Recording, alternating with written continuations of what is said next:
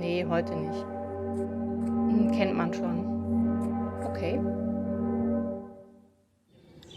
Drüje Pitter, trockener Peter, rheinische Bezeichnung für humorlosen Langweiler.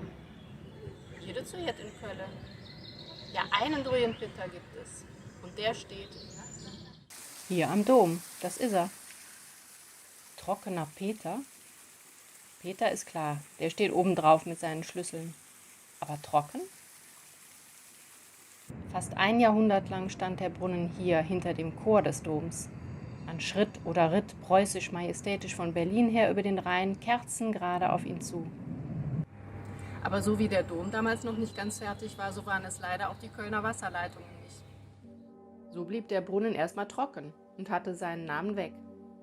Da nützt jetzt wohl auch kein Sprudeln mehr. Spitznamen sind für die Ewigkeit.